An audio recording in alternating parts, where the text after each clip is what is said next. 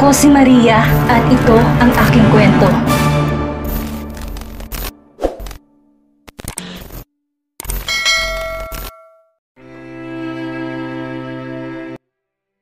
Let me help you. Ani Christoph kay Demi na noon ay nakasubsob pa rin sa baldosa. Hindi umimik ang dalaga, humikbi lang. Marahang itinayo ng binata si Demi. At nang mapansing bahagya itong napangiwi ng humakbang, ay nagpa siya ang doktor na pangkuin na lang ito palabas ng hall.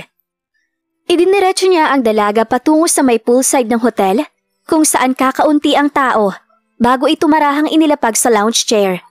Pagkatapos niyon ay nagtanggal ng coat si Christoph at ipinatong iyon sa magkabilang balikat ni Demi.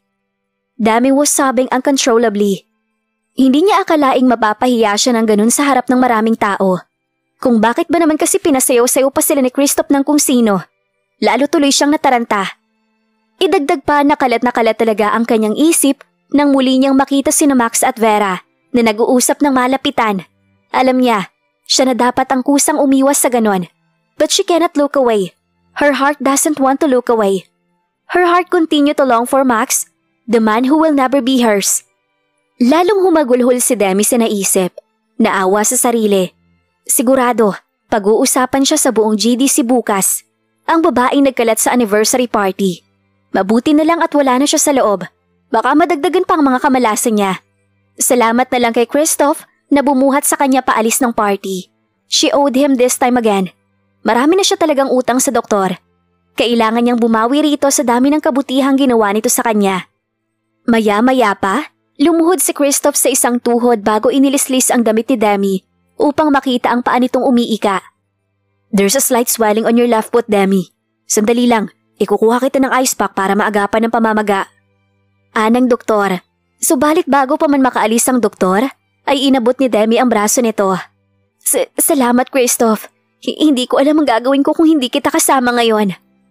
Anang dalaga sa pagitan ng paghikbi. Sandali namang natigilan ng doktor. Pinagmasdan ng babaeng batid niyang espesyal na sa kanyang puso. Subalit bawal niyang ibigin ang lubos. I will always help you, Demi. In every and always. Ani Christoph, sinsero bago tuluyang humakbang palayo. Naiwan naman si Demi sa poolside na patuloy na humihikbi. Iniinda ang bagyang pananakit na nasaktang paa. Maya-maya pa, naramdaman na lamang ni Demi ang biglang pagpangko sa kanya ng kung sino. Nang tumingala siya, nakita niya si Max. Maigting ang panga habang naglalakad palabas ng hotel kung saan ginaganap ang party ng GDC. Max, anong ginagawa mo? Baka may makakita sa atin. Ani Demi, sa alanganing tinig. Nagpalingali nga. I'm bringing you home. Ani Max sa seryosong tinig. Pwede naman ako na lang umuwing mag-isa, Max. Ibaba mo na lang ako at bumalik ka sa loob. Kailangan ka roon. Ani Demi sa nag-aalalang tinig. May mga bigating bisita sa business world tuwing anniversary party ng GDC. She even heard from the crowd that people from our project are there. Hindi siya makakapayag na maapektuhan ang image ng GDC dahil lang sa mas inuuna siya ni Max kaysa ang pakikipag-usap sa mga bisita. Subalit tila walang narinig si Max. Nagdire-diretso lang ang binata patungo sa sasakyan nito na agad nang nakaabang sa labas ng hotel. Pagdating doon ay maingat siya nitong idineposito sa backseat bago siya tinabihan. Hindi naglaon, pinaandar na ni Dexter ang sasakyan. Tahimik ang dalawa hanggang sa marating nila ang bahay ni Max. Naunang bumaba ang binata. Sandaling nagbilin kay Dexter ng mga dapat gawin. Subalit ng akma na nitong tutulungan sa pagbaba ng sasakyan si Demi, nagpatiuna na bumaba ang dalaga at paikang pumasok sa loob ng kabahayan. What the hell are you doing? Gigil na tanong ni Max kay Demi nang mapasok na rin ang binata sa loob ng bahay. Subalit hindi natinag ang pagtatanong nito si Demi. Nagpatuloy lang ito sa paglalakad ng paika. Umalis ka na, Max. Bumalik ka na sa party. Kaya ko ang sarili ko. Anang dalaga. Pilit na kinakalma ang sarili. Labis na ang kanyang awa sa sarili. Napahiya siya kanina sa harap ng maraming tao. At ngayon naman ay kine-question siya ng kanyang asawang namumuhi sa kanya. Gusto na niyang umiyak ng malaya. Sandaling maibsan ang sakit na patuloy na sumasalakay sa kanyang dibdib. Subalit naroon si Max at ayaw siyang lubayan. And she finds it so unfair. Gaya na rin ang biglang pagbabago ng pakikitungo nito sa kanya. Nang marating ng dalaga ang hagdan, Hindi niya napigilan ng mapaaray at mapakapit sa balustre dahil lalo niyang naramdaman ang kirot sa kanyang paa. Agad namang dumalo si Max sa asawa. He was behind her in no time. "Shit, Demi, kinakausap pa kita. Saan ka ba kasi pupunta?" Ani Max, pinihit na paharap si Demi. "Pupunta ako sa malayo sa'yo." Singhal agad ni Demi sa asawa. Tuluyang lumuha. Kung kanina'y kaya pa niyang magpigil ng emosyon, ngayon ay hindi na. Ipiniksi ni Demi ang braso niyang hawak ni Max at mahina itong tinulak. "Pupunta ako sa lugar na hindi ko kayo makikita ni Vera. Doon sa lugar na pwede akong magmukmok at umiyak mag-isa. Doon sa lugar na pwede akong maging mahina. Dahil ang totoo, hindi ko na kaya, Max." Dugtong pa ni Demi sa garalgal na tinig. Umigting ang panga ni Max. Seeing Demi cry was breaking his heart. Sinubukan niyang abutin ang asawa, subalit sa bandang huli nagpigil siya. "You're tired of our setup, is that it? May kontrata tayo, Demi." "Yun na nga, kontrata lang to. Dapat trabaho lang to. Pero..." Yumuko na si Demi, kinagat ang pang-ibabang labi. Natatakot siyang baka may masabi siyang iba na pagsisisihan niya sa huli. Muling hinawakan ni Max ang braso ng asawa. This time, gentler. "Demi, make yourself clear." Humikbi na ang dalaga. Muling tinulak si Max, subalit hindi ito natinag. Ayoko na, Max. Please lang. Humanap ka na lang ng pwedeng pumalit sa pwesto ko." "Why?" Tanong ng binata. Lalong humigpit ang hawak sa braso ni Demi. Humagulhol ng dalaga. Hindi ko na kayang magpanggap.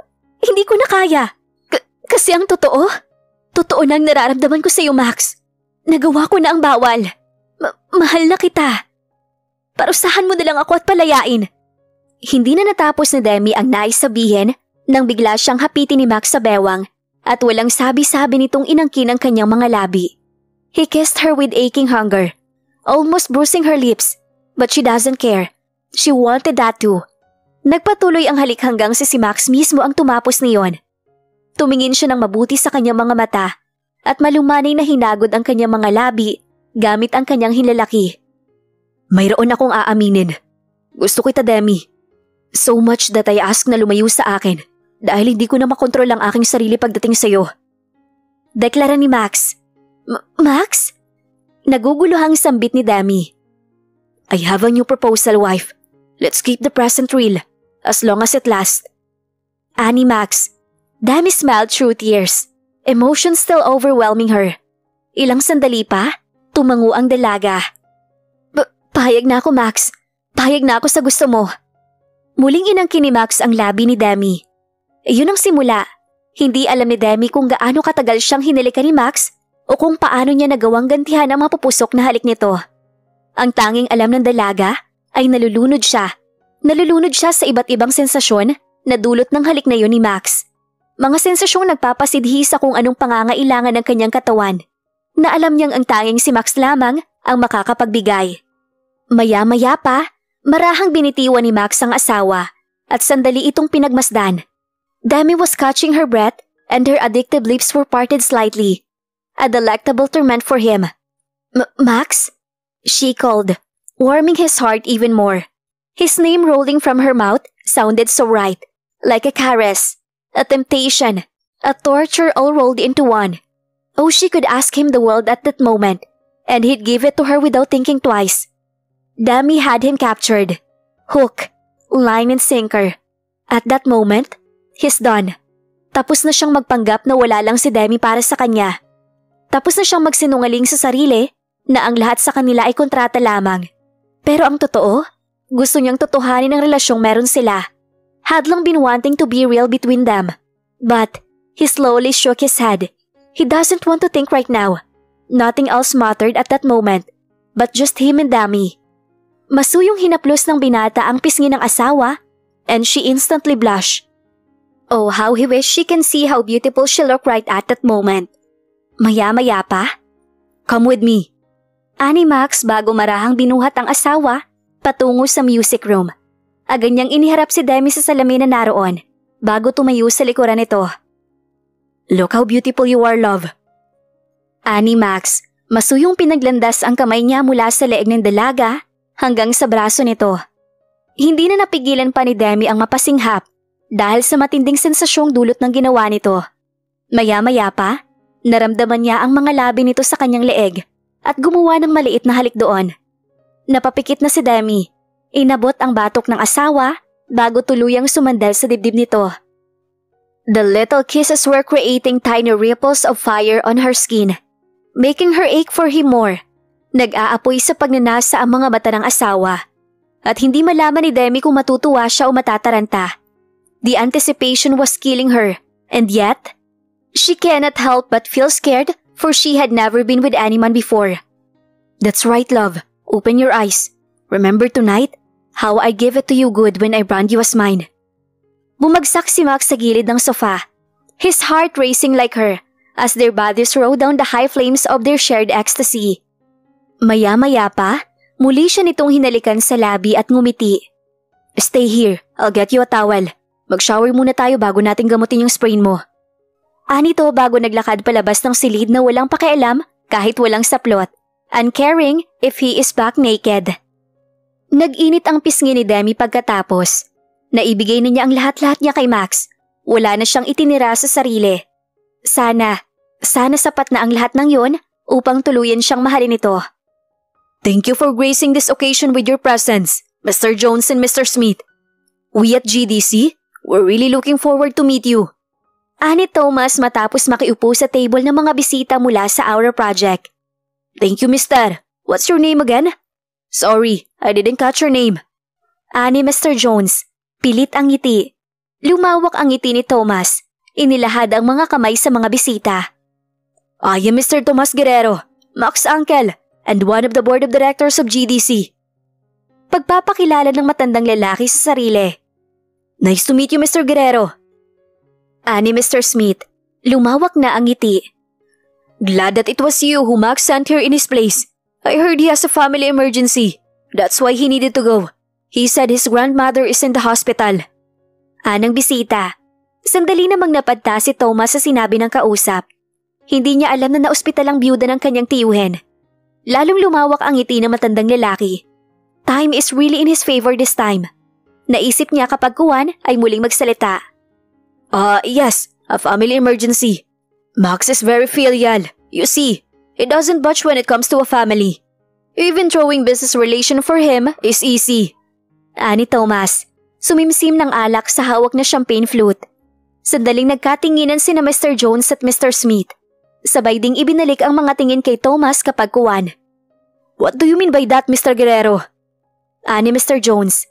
Bakas na ang pag-aalala sa tinig ni Mr. Jones. My nephew young, he doesn't have foresight. That's why it's easy for him to throw away business opportunities that come his way despite their potential. But I am not like my nephew. Business is always business. I put it above all else, even my own family. Makahulugang sagot ng matandang lalaki. Muling nagbulungan ang mga bisita. Lihim namang napangisi si Thomas. Maling-mali na iniwan ni Max ang mga taga-Aura Project para lamang sa hampaslupang asawa nito. Tomorrow or the day after, his poor nephew will learn his lesson the hard way. Never ever leave a door of opportunity open for others might walk it instead of you. Ilang sandali pa, natanawan na ni Thomas ang kanyang personal na bisita sa gabing iyon. Kinawayan niya ito na agad namang lumapit sa kanyang pwesto. Mr. Peng, glad you made it. Ani Thomas, tumayo at nakipagkamay sa matanda. Thank you for the invitation, Thomas. Akala ko'y ako lang sa mga kaibigan ko ang hindi makakadalo ngayon sa anniversary party ninyo. Anang matandang Chinoy. Nang malaman ni Thomas mula sa kanyang tauhan na si Jeff ang tungkol sa pagbisita ni Mr. Peng sa GDC, agad niyang kinausap ang matandang lalaki. And he was more than shocked to learn na mas inuuna ni Max ang kapakanan ng hampaslupang asawa nito kesa sa kumpanya. Kaya naman agad siyang nagplano. He initially planned to lure the people from our project out of the party upang makausap niya mga ito at masiraan mismo ang pamangkin. Subalit si Max na mismo nagbigay ng napakagandang oportunidad para sa kanya. Oportunidad na hindi niya maaaring palampasin pa. And Mr. Peng arriving just on time is the cherry on top of his perfect plan. Pagpasensyahan mo na si Max, Mr. Peng. Marami pang dapat matutunan ng anak ni Hector. Ani Thomas bago bumaling sa mga banyagang bisita. Excuse me, gentlemen. I'd like to introduce you to Mr. Peng. the president of the Chinese Businessman League here in the country. Agad naman nagkamayan ang mga bisita. Hindi naglipat sandali, nag-usap na ang mga ito. Isang pag-uusap na tiyak na babago sa takbo ng kalakaran sa GDC sa mga susunod na araw at linggo. Malakas na buhos ng liwanag na tumatagos mula sa bintana ang nagpamulat kay Demi kinabukasan. Agad siyang napakagat sa kanyang pang-ibabang labi nang makaramdam ng paghapdi sa kanyang kaibuturan. Tunay nga, ipinagkaloob niya sa asawa ang sarili kagabi. Let's keep the present real, as long as it lasts. Iyon ang sabi ni Max sa kanya kagabi. Now that her mind is clearer, napaisip siya. Hanggang kailan ba ngayon? Ibig bang sabihin, kapag natapos na ang ngayon, tapos na rin ang kung anumang meron sila ni Max? Bumigat ang dibdib ng dalaga sa naisip. Hindi niya maalis sa kanyang isip na baka isang malaking pagkakamali lamang ang nangyari sa kanila ni Max na nagdaang gabi. Maya-maya pa, umingit pa bukas ang pinto ng banyo at iniluwa ang bulto ni Max. Nakatapis lang ito ng tuwalya sa may baywang nito at nagpapatuyo ng buhok gamit ang isa pa. Good morning, love. Bati nito. Lumapit pa kay Demi at umupo sa gilid ng kama. Agad na kumabog ang dibdib ng dalaga. Pinamulahan ng pisngi. Kahit na pagkatapos ng lahat-lahat na nangyari sa kanila, hindi pa rin siya ata masasanay sa presensya ni Max. Max smiled at inabot ang kanyang muka. I didn't hurt you that much last night, did I? Umiling si Demi. Hindi naman, Max. Imbis na sumagot ay muling inilapit ng binata ang muka kay Demi. His warm, clean breath instantly tickled her senses. Please, don't be afraid of me, love. I know everything seemed to be overwhelming for you right now. Ganun din naman ako. But let's enjoy the moments, shall we? Mabilis na tumungo si Demi. Now, kiss me, wife. Ha? I know you heard me, love. He said with a teasing voice. Sandaling nag-alinlangan si Demi, subalit sa huli nagpahinunuhod din sa gusto ng asawa. She gently cupped his face and planted a soft kiss on his lips. Good morning. Sabi pa ni Demi nang bahagyang ilayo ang mukha dito. Ngumiti si Max. Nagniningning ang mga mata. Anyway, I want to stay in bed with you and make love all day. Pero kailangan kong puntahan ang GDC at si Lola. Umalis ako sa party kagabi at inutusan lang si Ella to stand in my place. I hope everything went smoothly. Anito, mabilis na umalis ng kama at dumiretso sa walk-in closet nito at nagbihes. How's your foot by the way? Masakit pa rin ba? Anito na makabihes. Sandaling iginalaw ng dalaga ang nasaktang paa kagabi. Hindi na yun gaanong masakit. Nakatulong ang cold compress na ginawa ni Max matapos nilang magniig. Hindi naman na. Pwede na ako sigurong pumasok, Max. Aniya, subalit umiling ito. Wag na, dito ka na lang muna. Magpahinga ka, akong bahala sa HR. Pero marami na akong absences, Max. Baka wala na akong swelduhin. He chuckled. You're not married to the CEO for nothing, Demi. Besides, may allowance ka naman sa akin, di ba? Naaliw na sabi nito. Kumindat bago muling lumapit at hinalikan siya sa labi. It was just a peck, but more than enough for heart to race. I'll see you later, love. Sabi pa nito bago tuluyang lumabas ng silid. Hindi na niya natanong ang marami pang bagay na gumugulo sa kanyang isip. How was the event last night, Ella? Hindi mo ko agad binalitaan. Ani Max sa assistant na makarating ang binata sa GDC. Kasalukuyang nasa loob ng elevator ang dalawang lalaki, paakyat sa executive floor.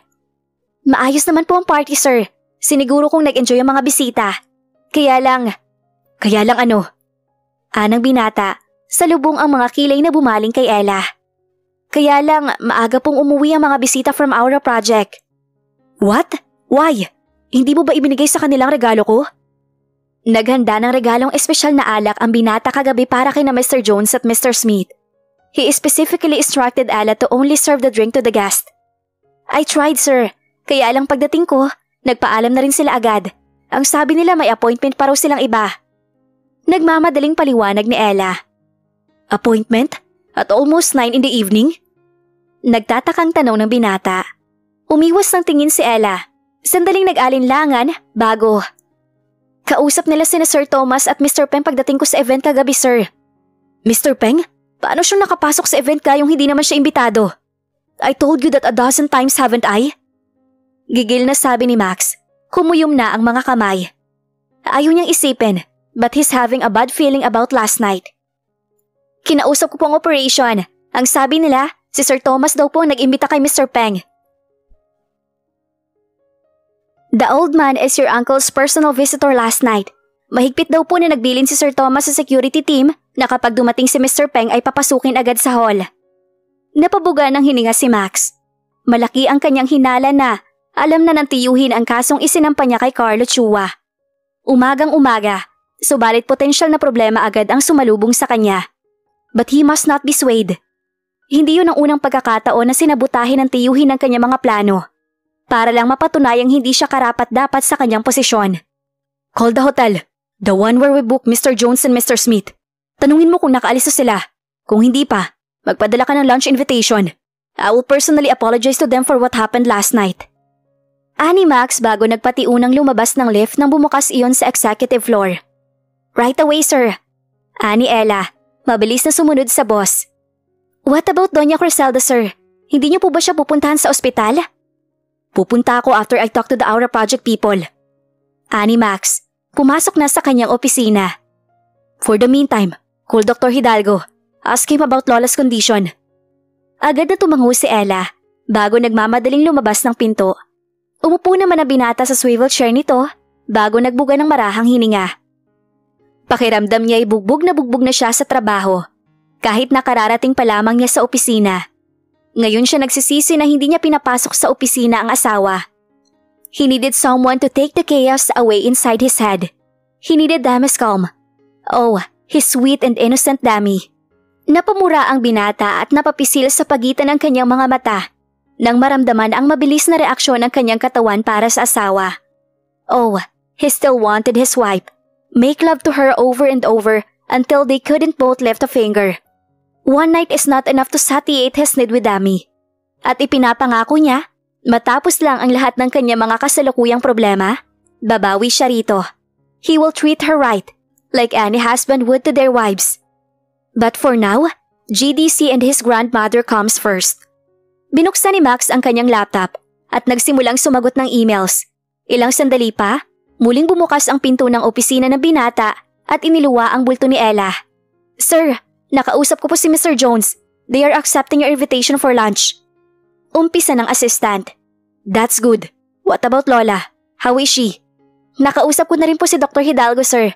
Okay naman po si Doña Criselda. Hindi na raw po siya nagrereklamo sa sakit. Nagmamadali na rin daw umuwi. Sinamahan daw po ni Doc Christoph si Jericho kagabi sa pagbabantay. Umigting ang panga ni Max nang marinig ang pangalan ng kaibigan. Ito ang dahilan kung bakit siya biglang umalis sa party kagabi. Seeing his friend carry his wife away to somewhere was something that didn't settle well with him. That's why he walked out of the party and looked for Dami. At that time, nothing else mattered to him kundi ang mailayo niya ang asawa sa kaibigan. He sure trusted Christoph with everything else, but his wife. Jealousy washed over him last night, making him do what he did. Subalit wala siyang pinagsisisihan. Choosing Dami is like choosing between air and water. And last night, he chose to breathe. Nagbuga ng marahang hininga ang binata. Send flowers to Lola. Sabihin mo na pupuntahan ko siya mamaya. Anang binata bago muling ibinalik ang mga mata sa ginagawa. Dami, how are you? Sabi sa akin ni Christoph na nadapa ka raw kagabi sa party. Ani Doña Criselda kay Dami nang bisitahin ng dalaga ang matanda sa ospital. 3:00 na ng hapon at maayos na ang kanyang pakiramdam. At dahil hindi siya mapakali sa bahay, ay nagpasya siyang bisitahin na lang ang matanda. Nahihiyang umiti si Dami. Opo Lola, sorry po. Ako po ang inasikaso ni Max kagabi, imbis ng anniversary party ng GDC. Ngumiti si Criselda. Inabot ang kamay ng dalaga at marahan iyong tinapik. You are worrying for nothing, iha. Nasaktan ka. Dapat lamang na ikaw ang unahin ng asawa mo. Higit sa ano paman. The company will work things out by itself. Pero Lola, marami pong bisita. Nandun din po ang malalaking potential clients ng GDC at... Oh, Dami. The company has been there for decades. Hindi namin ikalulugi ang 1 o 2 kliyente na pipiliing tumanggi sa aming proposal kesa sa umintindi. Muling alon ng matanda sa dalaga. Kaya huwag kang mag-alala, iha. Maayos ang GDC. Anyway, tell me, why you seem different today? You are glowing, iha. Did my idiot grandson finally learn how to treat you right? Agad na pinamulahan ng pisngi si Demi. Nang maalala ang naging pagniniig nila ni Max kagabi. Maya-maya pa, bumukas ang pinto ng hospital suite at pumasok doon si Christoph. Agad na nagtama ang mata ng dalawa. Si Demi ay mabilis na nakaramdam ng guilt dahil hindi man lang siya nakapagpaalam sa doktor kagabi. Christoph, nandyan ka na pala, iho. Anong sabi ng doktor ko? Maaari na ba akong lumabas ngayon? Anang matanda, ngumiti ang doktor. We will need to wait for Max, Lola. Anito, bumaling kay Demi. Hi Demi, how's your foot? Okay na, Christoph. Thanks for asking. And also last night. Don't mention it. Sinabi sa akin ni Jericho na sinundo ka ni Max at inuwi. Tumango si Demi. Oo. Sorry, hindi na ako nakapagpaalam. Ayos lang. Anang doktor, ngumiti. Ilang sandali pa, bumakas ulit ang pinto ng suite at pumasok si Max. Agad na dumilim ang mukha nito nang makita si Christoph. Ano kaya ang mangyayari ngayong tila nasiraan si Max ng kanyang tiyuhin sa malaking tao mula